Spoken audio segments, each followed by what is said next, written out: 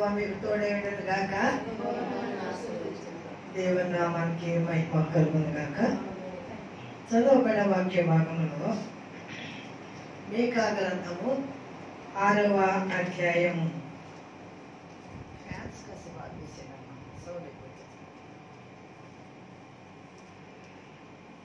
మనము 6వ వచనము 7, 8, 3 వచనాలు చదవగా విన్నాం. ఈ 3 వాక్య భాగంలో శ్రేష్టమైన సందేశం ఈ దినాన్ని మనం ధ్యానించాలని ఆశపడుతున్నాం. మీకా చాలా శ్రేష్టమైన మాటలు రాస్తూ ఉంటాడు. ఇశ్రాయేలీయులకి ఒక శ్రేష్టమైన బోధ బోధిస్తున్నాడు. చెప్తూ సహజంగా ప్రజల్లో ఉండే అభిప్రాయం ఏంటంటే దేవునికి ఉత్తమమైన ఫలాలు ఇవ్వాలి. దశమ భాగాలే కానీ, మన పంటలో వచ్చే ప్రథమ ఫలాలే కానీ దేవునికి శ్రేష్టమైనది ఇవ్వాలి. కయ్యను హేబేలు అర్పణ అర్పించినప్పుడు కయ్యను అర్పణ దేవుడు అంగీకరించలేదు, హేబేలు అర్పణ దేవుడు అంగీకరించాడు. కనుక అది ఉత్తమమైనది కనుక దేవుడు అంగీకరించాడు అని సహజంగా ఇశ్రాయేలీలోను మనలోను కూడా ఆ మాట ఉంటూ ఉంటుంది, ఆ భావన ఉంటుంది. కానీ ఇక్కడ మీకా ద్వారా దేవుడు మీరు అనుకునే దశమ భాగాలు, దహన బలులు, ప్రాణ అర్పణలు ఇవి కాదు, కానీ నేను మీ నుండి కోరుకునేది మీకు ఉత్తమైనది ఏదో నేను చెప్తాను అని చెప్పి మీకా 4 మాటలు యొక్క వాక్యంలో మనం గమనించగలం. చాలా శ్రేష్టమైన మాటలు 8వ వచనంలో ఉంటాయి. ఏది ఉత్తమమో అది నీకు తెలియచేయుచున్నాను, న్యాయముగా నడుచుకున్నటయు, కనికరమును ప్రేమించుటయు, దీన మనసు కలిగి దేవుని ఎదుట ప్రవర్తించుటయు ఇంతియే కదా. ఇవి డబ్బులు పెట్టుకోవాల్సిన పని లేదు. దీనికి హెచ్చించవలసిన సొమ్ము అక్కర్లేదు. ఈ 4 మనిషికి చాలా విలువైనవి. నెంబర్ 1 మొదటిది న్యాయము. దేవుడు మన నుండి కోరుకునేది మనం ప్రతి విషయంలో న్యాయంగా జీవించాలి, న్యాయమైన పాలన రాజు చేయాలి, న్యాయమైన అధికారం కలిగిన వారు వారి అధికారాన్ని బట్టి ప్రజలకు న్యాయాన్ని జరిగించాలి. అది దేవుడు కోరుకునేది. ఒక రాజుకి రాజ్యాన్ని దేవుడు అప్పగించినప్పుడు ఆ రాజ్యము న్యాయముగా పాలన జరగనప్పుడు ఆ రాజుని దేవుడు ఏం చేసేవాడండి? దించేసేవాడు. సౌలుకి రాజ్యాన్ని ఇచ్చాడు. సౌలు సరైన పద్ధతిలో న్యాయంగా పరిపాలన చేయని కారణాన్ని బట్టి దేవుడు సౌలుని తన రాజ్యాన్ని దించివేసి దావీదుకి రాజ్యాన్ని ఇచ్చినట్లుగా మనకు తెలుసు. పాలన న్యాయంగా ఉండాలి, అది దేవుడు కోరుకునేది. రాజులు రాసిన మొదటి గ్రంథము 3వ అధ్యాయము 27, 28 వచనాల్లో ఒక మాట, చాలా శ్రేష్టమైన మాటలు ఆలోచన చేద్దాం. సొలొమోను మహారాజు మొట్టమొదటిగా రాజ్యానికి వచ్చాడు. సింహాసనం మీద కూర్చున్నాడు, యవనస్తుడు. తనకి రావడంతోనే ఒక క్రిటికల్ కేసు తన యొక్క న్యాయస్థానం దగ్గరికి వచ్చింది. ఏంటి అనంటే, ఒక 2 స్త్రీలు ఒక చచ్చిన పిల్లవాడిని పట్టుకుని ఒకడు, ఒక బ్రతికిన పిల్లవాడిని పట్టుకుని ఒకడు, 2 వచ్చారు రాజు దగ్గరికి. వచ్చి ఏంటమ్మా మీ పరిస్థితి ఏంటి, మీ యొక్క ప్రాబ్లం అడిగాడు రాజు. 2 స్త్రీలు చెప్తున్న మాట విన్నాడు. ఒక స్త్రీ అంటుంది, నేను నిద్రపోతా ఉండగా నా పిల్లవాడిని ఈమె తీసుకుని వెళ్ళి తన పక్కలో వేసుకుని చనిపోతున్న తన కుమారుని తీసుకొచ్చి నా పక్కలో వేసింది అని చెప్పింది ఒక స్త్రీ. ఇంకో స్త్రీ చెప్తుంది, కాదు, చనిపోయిన పిల్లవాడు దాని పిల్లవాడే, నా పక్కన ఉన్న పిల్లవాడు నా పిల్లవాడే అంటుంది. మరి ఈ రోజుల్లో లేక ఆ రోజుల్లో ఈ టెస్ట్లో మరి ఎంత టైం కూడా ఉండలేదు. ఆ టెస్టుల గురించి కూడా ఆయన ఆలోచించలేదు, ఉన్నాయి లేదు కూడా మనకు తెలియదు. కానీ రాజు ఆలోచన చేశాడు. ఆమె అదే మాట చెప్తుంది, బ్రతుకునోడే నా కొడుకని. ఈమె అదే మాట చెప్తుంది, బ్రతుకునోడే నా కొడుకని. చచ్చినోడు దాని కొడుకు అని అంటుంది ఈమె, చచ్చినోడు దాని కొడుకే అంటుంది అవతలనే. ఇంకా ఇద్దరు చచ్చిన వాడిని ఇద్దరు ఆమెది బ్రతికిన వాడు ఆమెది ఈమెది అని చెప్తున్నారు. ఏం చేయడం రాజుకి అర్థం కాలా. కాసేపు ఆలోచన చేశాడు. అసలు చచ్చిన దాని కొడుకు ఎవరో బ్రతికిన దాని కొడుకు ఎవరో తెలుసుకోవాలి అని అంటే వీళ్ళ యొక్క మానసికమైన ప్రవృత్తి ఎలా ఉంటుందో నేను చూడాలి అని అనుకుని ఒక బట్టను పిలిచి కత్తి తీసుకురండి అన్నాడు. తీసుకొచ్చి ఈ గోలెత్తుకు ఈ పిల్లవాడిని 2 ముక్కలు చేసి చెరుకు ముక్క ఇచ్చేయండి అన్నాడు. అప్పుడు బ్రతికిన దాని తల్లి కడుపులు తరుక్కుపోయి పేగులు తరుక్కుపోయి రాజా రాజా అలా చేయబోకండి, వాళ్ళు దానికి ఇచ్చేసేయండి, కానీ పిల్లవాడు మాత్రం చంపొద్దండి, వాడు ఇప్పుడు దాని దగ్గర బ్రతుకుంటే చాలు, చంపొద్దన్నాడు. ఇదంటది దానికి కానీ నాకు కానీ చెందకుండా రాజా మీరు చెప్పినట్టుగా 2 ముక్కలు చేసాడు. అప్పుడు రాజు అంటాడు, ఈ పిల్లవాడి తల్లి యొక్క బాధ ఎలా ఉంటుందో, తల్లి యొక్క అనుభవం ఎలా ఉంటుందో, తల్లి తన బిడ్డ చనిపోతాడంటే పడే గాబరా ఎలా ఉంటుందో ఈమెలో నేను చూశాను. ఈమె ఈ పిల్లవాడి యొక్క బ్రతికిన వాడి యొక్క తల్లి కనుక ఆ పిల్లవాడిని తనకిచ్చేయండి అంట. ఇప్పుడు చదువుదాం. రాజులు రాసిన మొదటి గ్రంథము 3వ అధ్యాయము 27-28 వచనాలు. అందుకు రాజు బ్రతికి ఉన్న బిడ్డను ఎంత మాత్రము చంపక మొదటి దానికి ఈవిడి దాని తల్లి అదే అని తీర్పు తీర్చెను. అంతటా ఇశ్రాయేలీయులందరూ రాజు తీర్చిన తీర్పును గూర్చి విని న్యాయము విచారించుటయందు ఇది న్యాయము విచారించుటయందు రాజు దైవ జ్ఞానము నొందిన వాడని ఏ జ్ఞానం కలుగునంటే దైవ జ్ఞానము నొందిన వాడని గ్రహించి అతనికి భయపడిరి. అతనికి మనము న్యాయంగా జీవించినప్పుడండి ఇతరులు మనకు భయపడతారు. అన్యాయం చేసే వాళ్ళు ఉంటారు, న్యాయంగా జీవించే ఉంటారు. ఒక ఆఫీసులో అందరూ అదే ఆఫీసులో వర్క్ చేస్తూ ఉంటారు, కానీ ఎవరికి భయపడతారండి?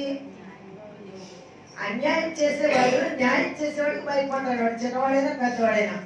ఎందుకంటే వీడు చేసే తప్పు అని వీడికి తెలుసు కనుక తప్పు చేసేవాడు ఎప్పుడు భయపడతాడు.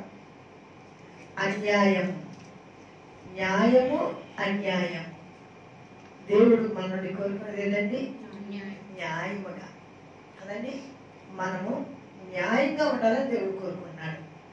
మన జీవితంలో మనం డబ్బున్న వారంగా, ఆస్తి ఉన్న వారంగా, ఐశ్వర్యం ఉన్న వారంగా, విద్య ఉన్న వారంగా, హోదా ఉన్న వారంగా, ఏదో ఉన్న వారంగా ఉండాలని ఆయన కోరుకోవడం.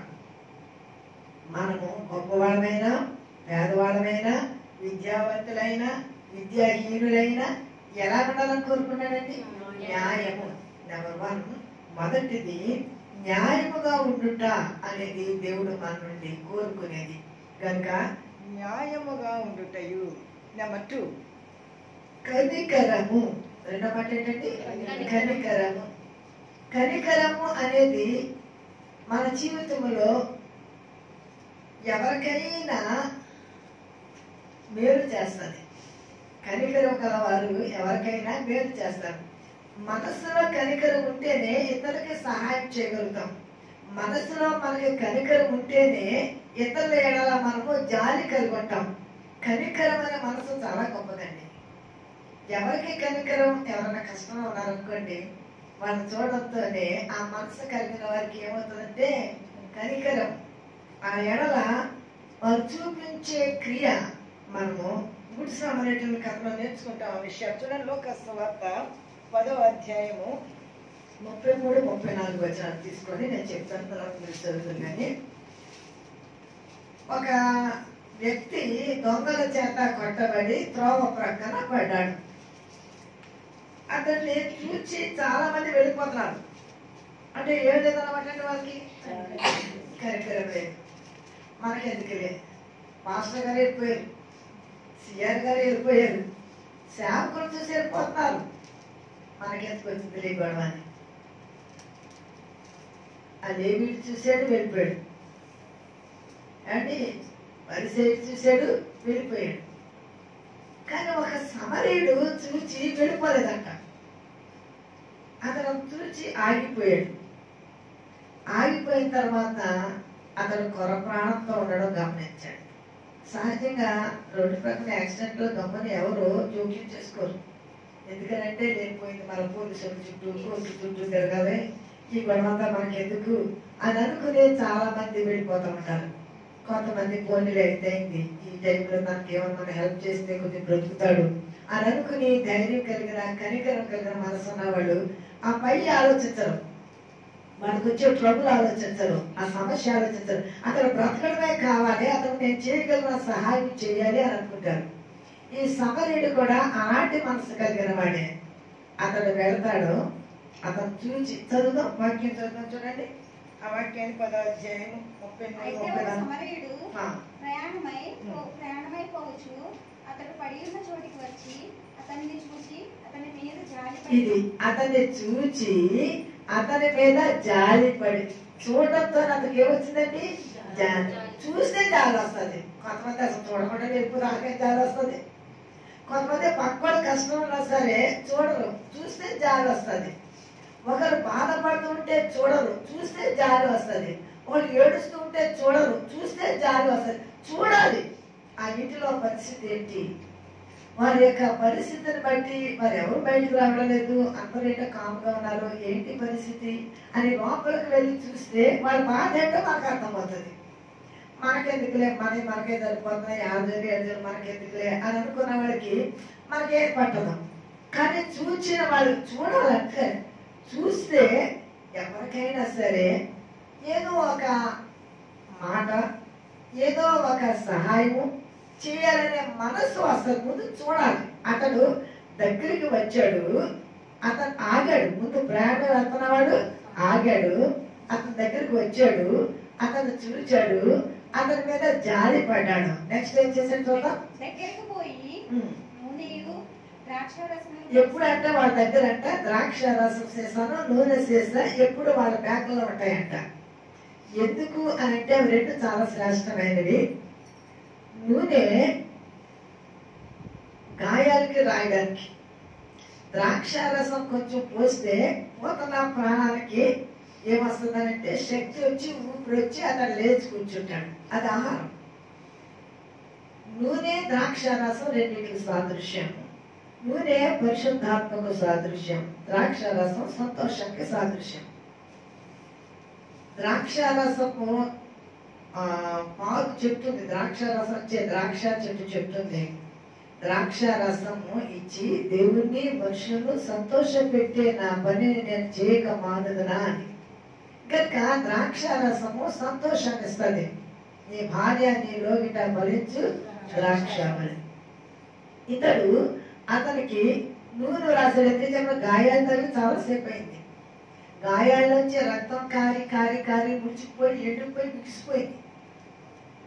ఇప్పుడు దానికి మెత్తదనం కావాలి అని అంటే నూనె కావాలి. నీవు పరిశుద్ధాత్మాభిషేకం పొందుకుంటే, నీలో పరిశుద్ధాత్మ దేవుడు పనిచేస్తే, నీ హృదయం మెత్తబడితే ఇతర హృదయాన్ని మెత్తనం చేయడానికి ఇష్టపడతాం. ఆ మెత్తదనము, ఆ జాలి గుణము, ఆ కనికరము గల గుణము, ఆ దేవుని గుణము మనం కలిగి ఉండాలంటే మనకి పరిశుద్ధాత్మ దేవుని యొక్క సహాయము ఉన్నప్పుడే, దేవుని యొక్క కాపుదల మనకు ఉన్నప్పుడు, దేవుని యొక్క ప్రేమ మనలో పనిచేసినప్పుడు, దేవుని పక్షముగా మనము దేవుని కొరకు బ్రతకాలనే ఆశ కలిగి ఉన్నప్పుడు, దేవుడు ఆయన యొక్క కృప కలిగిన ఆత్మ మన మీద ఉంచినప్పుడు, మనము యేసుక్రీస్తు కలిగిన ఈ మనస్సు మీరును కలిగి, యేసు ప్రభు ఏ మనస్సు కలిగి ఉన్నారో ఆ మనస్సు మనం కలిగి ఉండాలంటే దేవుని యొక్క ఆత్మ మనలో పనిచేసినప్పుడు, దేవుని యొక్క మనస్సు మనకు కూడా కలిగి, ఆయన ఎలాంటి కనికరము గల ప్రేమ గల మనస్సు కలిగి ఉన్నారో మనం కూడా అలాంటి ప్రేమ కలిగిన వారంగా ఉంటాం అనేది ఈ యొక్క సమరీయుని కథలో మనం నేర్చుకోగలం. ఆయన వెళ్ళాడు, చూచి జాలి పడ్డాడు, నూనె రాశాడు, ద్రాక్షారసం తాగించాడు. అక్కడ పెట్ట అతను ఏం చేసాడండి? కాదు, అతని గాయములను పెట్టి, గాయాలు కట్టడానికి ఏం కావాలండి? క్లాత్ కావాలి, అక్కడ క్లాత్ ఎక్కడ ఉన్నది, తన అంగీని చింపేసాడు. దేవుడికి మహిమ కలుగాక. హల్లెలూయా. అంటే ఒక వ్యక్తి ఎలా కనికరం కలిగిన మనస్సు ఉంటే మనం నష్టపోతాం అనుకోం, మనం బాధపడుతున్నాం అనుకోం, మనది పోతుంది అని అనుకోం. అయ్యో నా వస్త్రం చించేసుకున్నానే అని అనుకోలేదు. తన వస్త్రాన్ని చించేశాడు, ఆ గాయాల్ని కట్టాడు, రక్తం కారుతున్నాయి, గాయాల్ని కట్టాడు. అతన్ని తన వాహనం మీద ఎక్కించుకున్నాడు. అతను తన వాహనం మీద ఎక్కించుకుని ఎక్కడ తీసుకెళ్ళాడంటే, పూటకూలి అంటే అక్కడ రెండు కలిసి ఉంటాయి, వైద్యమును భోజనం పెడతారు. అక్కడ భోజనం పెట్టి వైద్యం చేస్తారు. అతడు అక్కడ తీసుకువెళ్ళి అక్కడ ఒక మాట చెప్తున్నాడండి వాళ్ళతోటి, ఇతరులను మీరు పరామర్శించుడు అనే మాట్లాడారు. చదువుతా మాట చాలా శ్రేష్టమైన మాట అది. అతడి గాయములు కట్టి తన వాహనం మీద ఎక్కించి ఒక పూటపాడు వాని ఇంటికి తీసుకుని పోయి అతన్ని పరామర్శించెను. మనం చదవమంటే అతన్ని పరామర్శించెను. మరునాడు అతడు పరామర్శించుడి అంతా పరామర్శించాను అంటే అతను చెప్తున్నాడు ఏమనంటే, నీకేమి పర్వాలేదు, నేను నీకు డబ్బులు కడతాను, ఇక్కడ నీకు మంచి భోజనము మంచి వైద్యము జరుగుతుంది కనుక నీవేమీ కంగారు పడద్దు. పరామర్శించడం అంటే ఇది.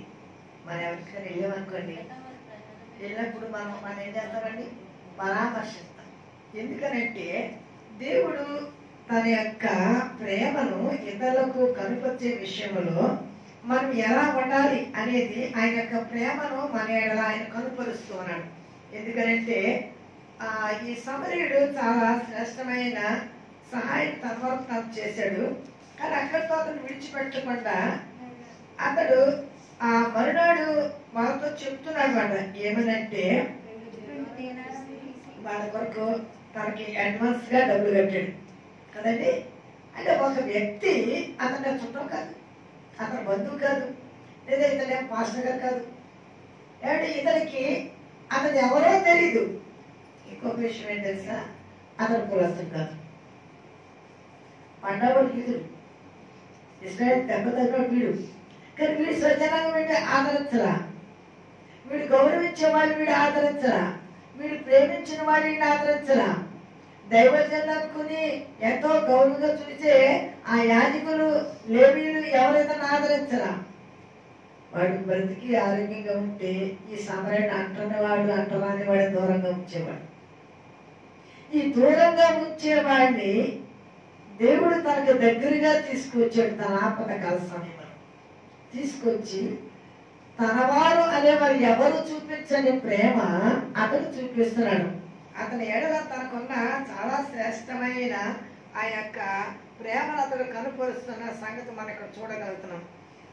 అతడు 34 అతన్ని చూచి అతని మీద జారిపడి దగ్గరకు పోయి నూనెయు ద్రాక్షారసమును పోసి అతని గాయము కట్టి తన వాహనం మీద ఎక్కించి ఒక పూట కూడా వాని ఇంటికి తీసుకొని పోయి అతన్ని పరామర్శించాను. మరునాడు అతడు 2 దేనారములు తీసి ఆ పూట కాడ వారికి ఇచ్చి ఇతన్ని పరామర్శించుము. ఇది నాకు కావాల్సిన మాట. పరామర్శించను పరామర్శించుము అని చెప్పాడు. ఇతడు చాలా మంది ఏం చేస్తారంటే రండి వాళ్ళు డబ్బులు ఇస్తారు, వాళ్ళు డబ్బులు ఉన్నాయి పాపం జాగ్రత్త కనుక డబ్బులు ఇచ్చి నువ్వు వైద్యం చేయించుకో, ఇదిగో నేను నీకు డబ్బులు కట్టేస్తున్నాను అని చెప్పేసి వెళ్ళిపోతాను అంత. ఇతను ఇంకా అంతకంటే గొప్ప మాట కోటి చేసేది ఏంటంటే, మీరు అతన్ని మాట్లాడండి, అతనితో పరామర్శించాలంటే అతన్ని ఆదరించండి.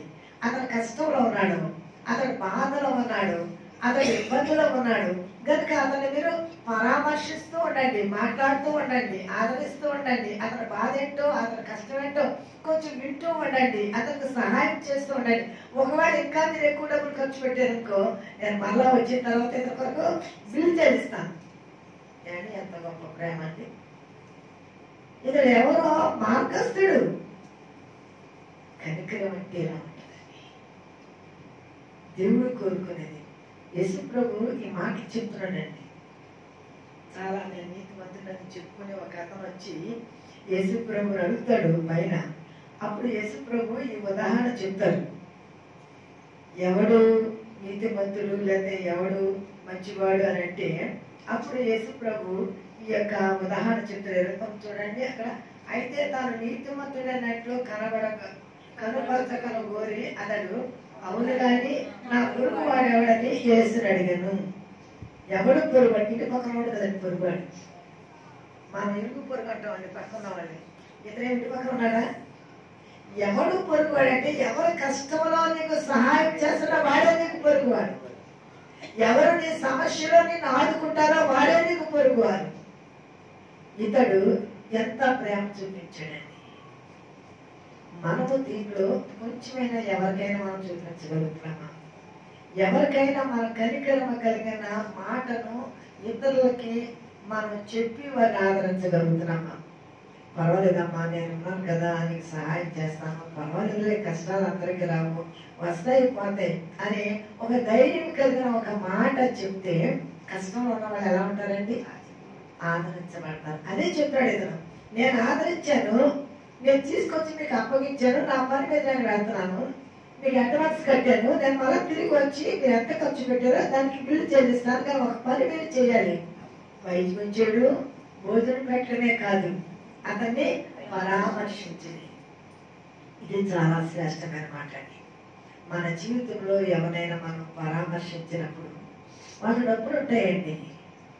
బంధువులు చాలా మంది ఉంటారు, కానీ కష్ట సమయంలో ఒక మాట మాట్లాడేవారు, కష్ట సమయంలో కొంచెం సహాయం చేసేవారు ఎవరు లేనప్పుడు మనం చేస్తే మనమే వాళ్ళకి పెద్ద బంధువులుగా ఉంటాం, మనమే వాళ్ళకి ఎంతో ఆప్తులుగా ఉంటాం. అమ్మా దేవుళ్ళకి వచ్చి ఆదుకున్నారమ్మా అంటారు కదండి. అంటే ఆ కష్ట సమయంలో, ఆదరణ సమయంలో మనము ఆ పని చేయగలిగితే దేవుడు మెచ్చుతాడు. అందుకని అనమాట నేను కోరుకునేది ఇలాంటి కనికరం గల మనస్సు. మీరు కనికరం గలవారు, నేను కనికరం గలవాడు కనుక మీరును కనికరం గలవారే ఉండండి.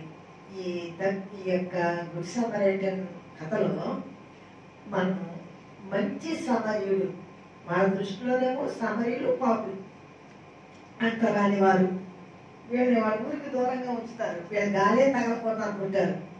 కానీ వీళ్ళకి సహాయం చేసిన వాళ్ళు ఎవరు అని అంటే మనం చూస్తూ ఉంటాం టౌన్స్ లో సహజంగా ప్రక్కోడు ఏదైపోతున్నా సరే ప్రక్కోడు పట్టించుకోండి. కానీ పల్లెటూరులో అలా ఉండదండి. ఎవరికైనా కష్టం వచ్చిందనంటే ఊరంతా వచ్చేస్తారండి. సంతోషమైన అందరు కలిసి వచ్చేస్తారు, దుఃఖమైన అందరు కలిసి వచ్చేస్తారు. ఆదరణ అది దేవుని యొక్క ప్రేమ. మన జీవితంలో దేవుడు కోరుకునేది మనము ఇతరుల ఎడల ఏమైనా కనికరమ కలిగిన మనస్సు కలిగినమా. కబుర్లు చెప్తారు అందరూ, మాటల కబుర్లు కాదు, ఇక్కడ క్రియలో చేసాడండి కదండి. తన ప్రేమను కనపరిచాడు, తన నూనెని హెచ్చించాడు, తన ద్రాక్షారసాన్ని ఖర్చు పెట్టాడు, తన వస్త్రాన్ని చించి కట్టెలు కట్టాడు, తను వాహనం మీద ఎక్కించుకున్నాడు. ఏమండి వాడు పట్టుకునే స్థితిలో ఉన్నాడో లేదు తెలియదు.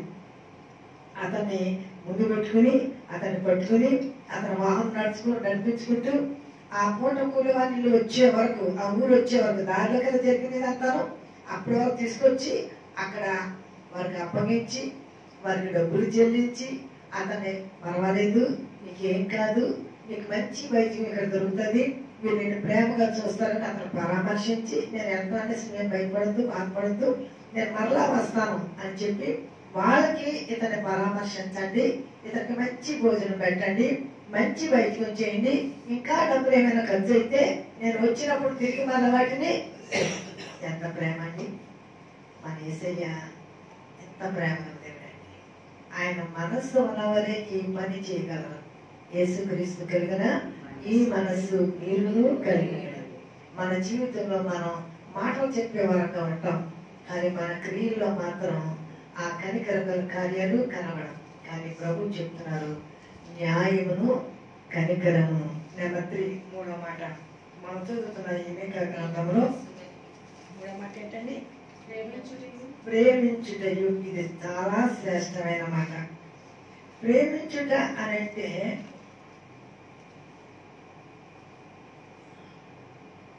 మాకు చిన్నప్పుడు ఒక పాప, ఒక బంధువులు పాప వాళ్ళ అమ్మని ఒక మాట అంటుంది, ఏమంటే ప్రేమించడం అంటే ఏదో మొదలు పెట్టేసి తినిపించడం కాదు.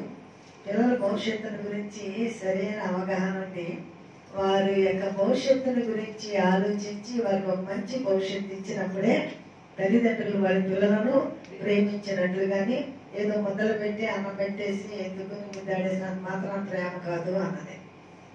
ఏంటి అంత మాట అనేసావు మీ అమ్మని అన్నాను నేను.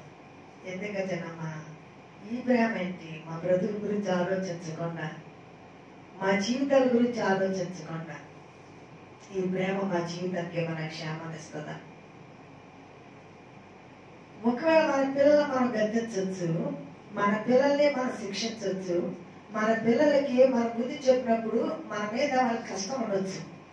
కానీ వారు ఒక ఉన్నతమైన స్థాయిలో ఉన్నప్పుడు అప్పుడు అనుకుంటారు, ఆ రోజు మా తల్లిదండ్రులు మమ్మల్ని గద్దించి శిక్షించి ప్రేమించి మాకు ఈ మంచి విద్యను ఈ మంచి భవిష్యత్తు ఇచ్చారు కనుక ఈ దినాన్ని మేము సుఖంగా క్షేమంగా ఉండగలిగాం.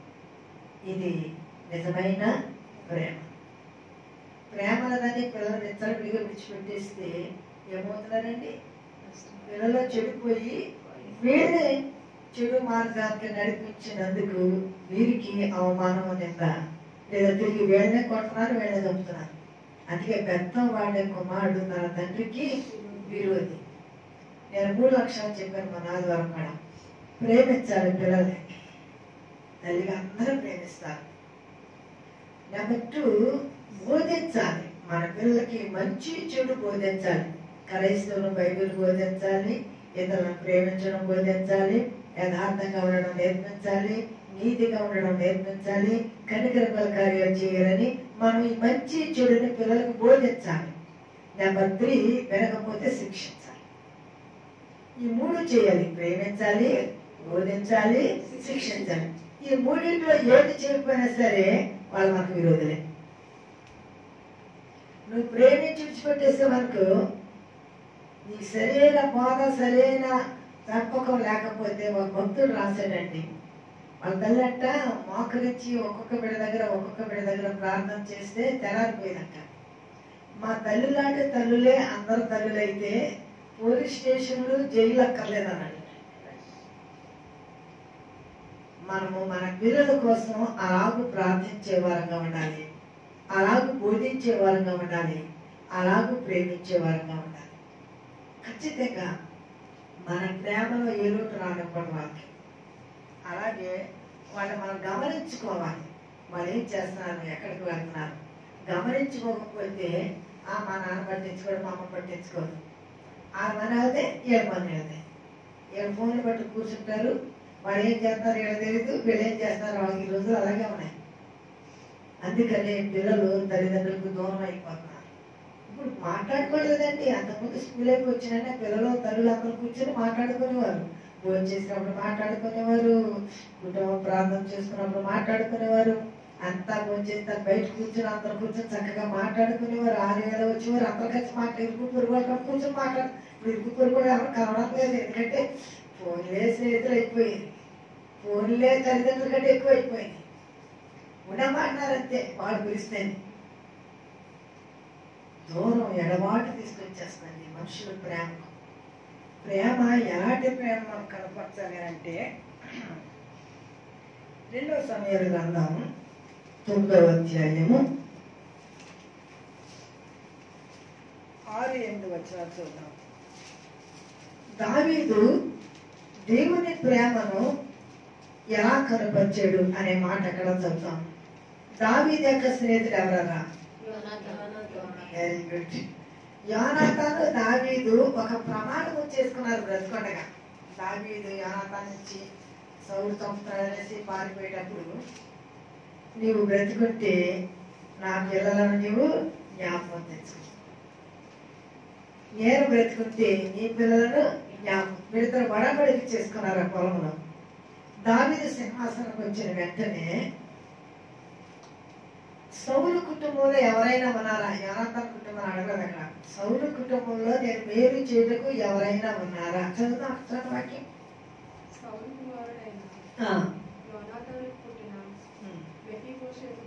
ఇది సౌలు కుమారుడైన యోనాతాను కుమారుడైన మెఫీబోషెతు. అతడు కుంటివాడు, కుంటి కాలు గలవాడు. అంత పైన చెప్తామాట ఉన్నాడు ఒక అతడు కుంటివాడు అంటాడు. అసలు కుంటివాడు రాజు సన్నిధిలో ఉండడానికి వీలు లేదు. కుంటివారు రాజు బల మీద కూర్చోడానికి అర్హులు కారు. కానీ దావీదు అతని వైకల్యాన్ని చూడలా, అతడు కుంటివాడని చూడలా. లేదా అతడు శత్రువు కొడుకు, అంటే సౌలు కుటుంబంలో ఉన్న వాళ్ళందరూ దావీదు కుటుంబానికి శత్రువు. ఎందుకంటే సౌలు కుటుంబంలో ఎవరైనా బ్రతుకుంటే వాళ్ళు రాజుగా ఉండాలి, అది రాజ్యనీతి, వాళ్ళు ఖచ్చితంగా ఉండాలి. కానీ అతడు కుంటివాడు కనుక అతనికి రాజ్యం ఇవ్వలేదు. అతను అన్నయ్య రాజ్యం ఇచ్చే తర్వాత అతనికి కూడా చంపేశారు. ఇతడు కుంటివాడైనా ఇతన్ని చూడలేదు దావీదు. అతని మీదకి ప్రేమ కారణం ఎవరండి? యోనాతాను. తన స్నేహితుడైన యోనాతాను బట్టి మెఫీబోషెతు మీద దావీదు చాలా ప్రేమ పెంచుకున్నాడంట. పెంచుకుని అతన్ని పిలిచి, నువ్వు నా బల్ల దగ్గర నా ప్రక్కనే కూర్చుని భోజనం చేద్దాన్ని. కానీ ఇంకా వచ్చి చదవండి.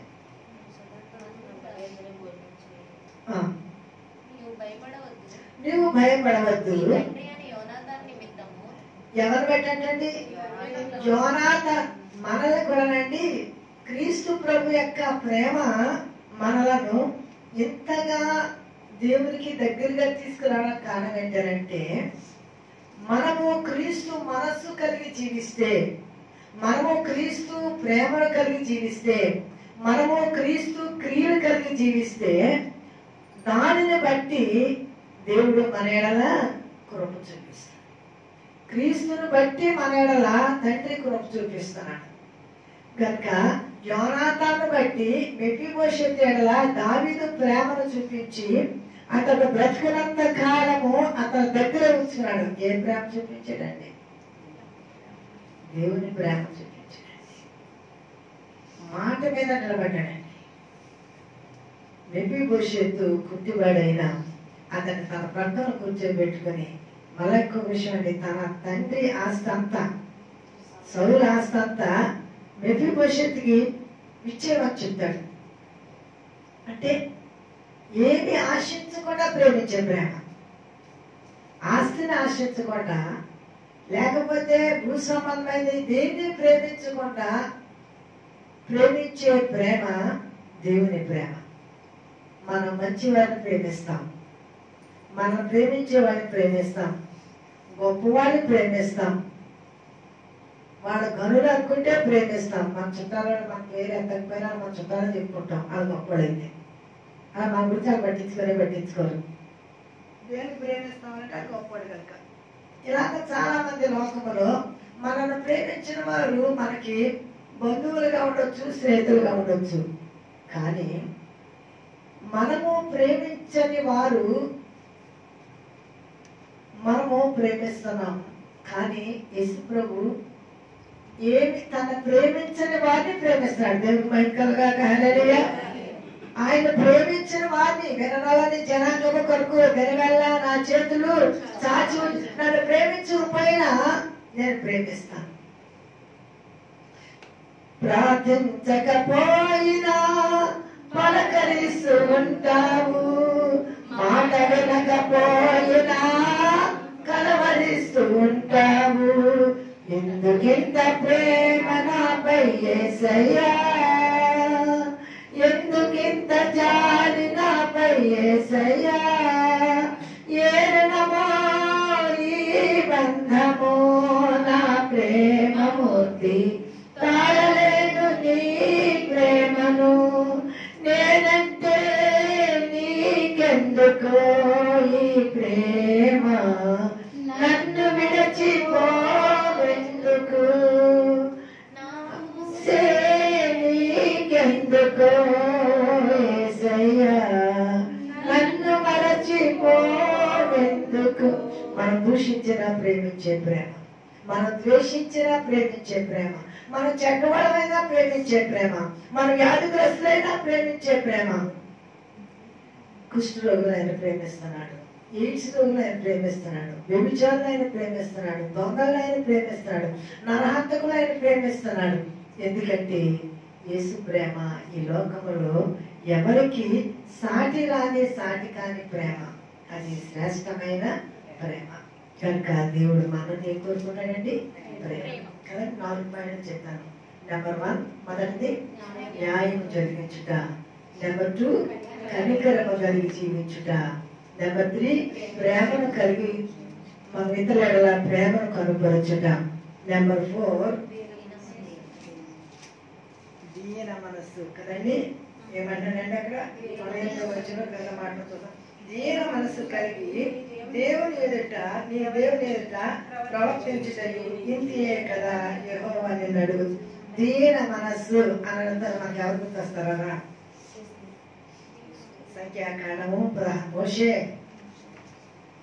దీన మనస్సు కలిగిన వాడు మోషే అండి. సంఖ్యాకాండము 16వ అధ్యాయము 21, 22 వచనాలు. అక్కడ వీళ్ళందరూ మోషే మీద తిరుగుబాటు చేస్తారు. ఎందుకనంటే నీవే మాకు లీడరా, ఎప్పుడు నీవే మమ్మల్ని ఏడతావా, ఎప్పుడు నీవే నీ అన్న మీరే యాజకులా,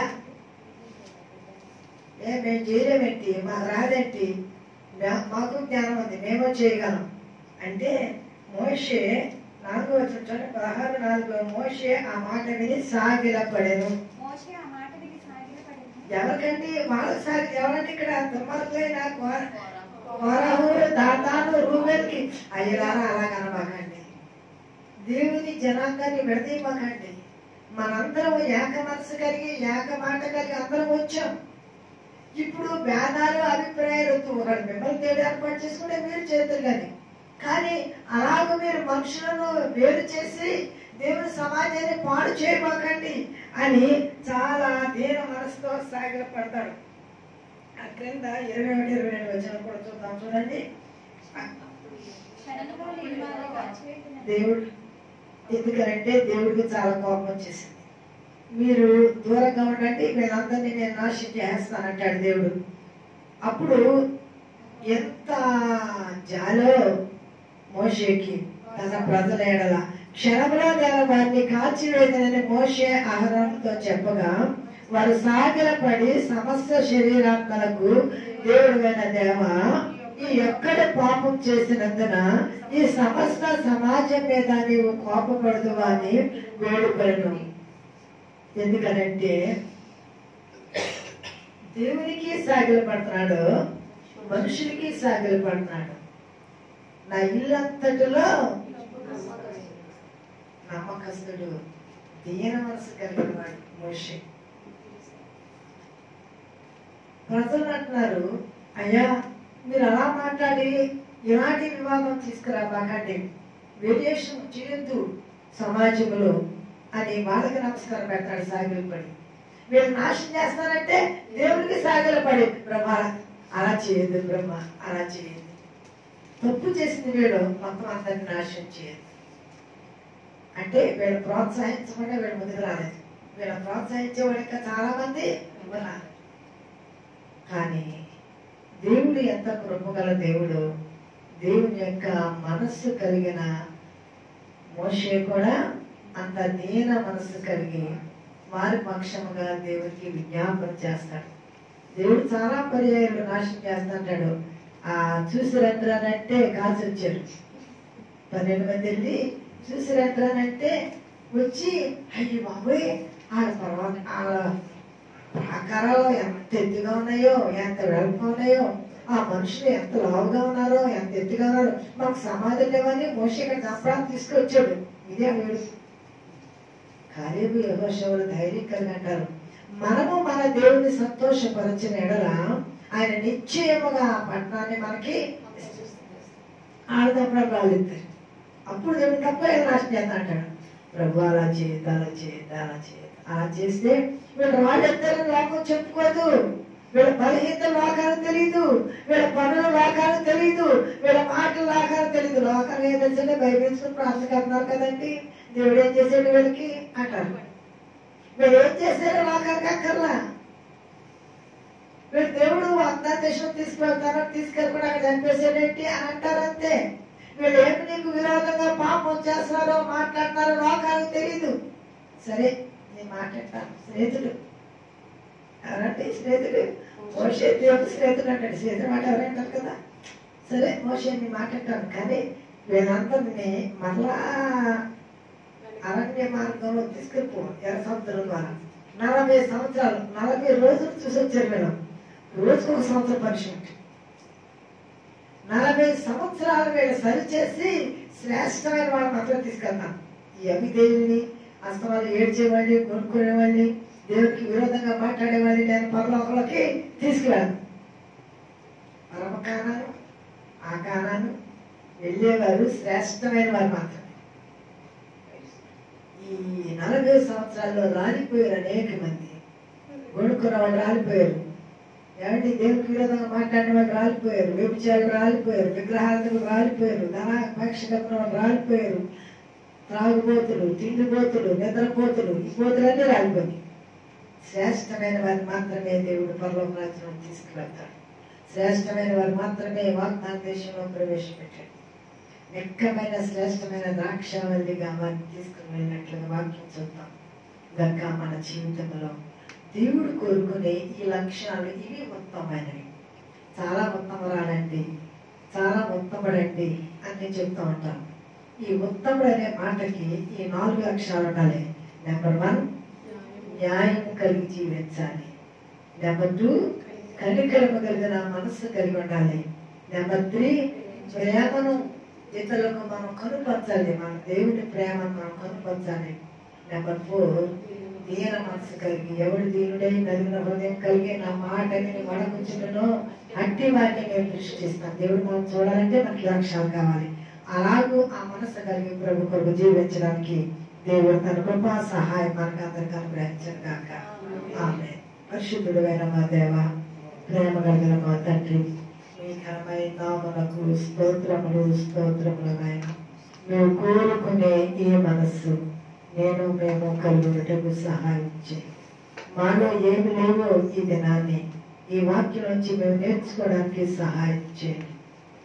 మాలో ఏమి లోపించినవో మా లోటునంటూ మమ్మల్ని మేము సరి చేసుకోవడం మాకు నేర్పించండి. ప్రభా, దీనత్వం లేదా ఆ దీన మనసు నాకు దయచేయండి. ప్రభు, కనికరం లేదా కనికరం గల మనసు నాకు దయచేయండి. ప్రేమ లేదా ప్రభా, క్రీస్తు ప్రేమను కలిగి ఉండే మనసు నాకు దయచేయండి. న్యాయము జరిగించే మనసు లేదా ప్రభా, న్యాయవంతులుగా మేము ప్రతి విషయంలోనూ నీ ఎడల నమ్మకముగా యథార్థంగా మా కుటుంబంలో మేము జీవించుటకు సహాయం చేయండి. ఇది ఉత్తమమైనది అన్నావు. ఈ ఉత్తమమైన మార్గములో నేను, నా బిడ్డలు, నా సంఘం నీ కొరకు సాక్షులుగా సాగిపోటకు సహాయం చేయమని ఘనత, మహిమ, ప్రభావములు మీకే ఆరోపిస్తూ యేసయ్య పరిశుద్ధ నామములో మిక్కిలి వినయంతో బ్రతులాడి వేడుకొంచున్నాను తండ్రి.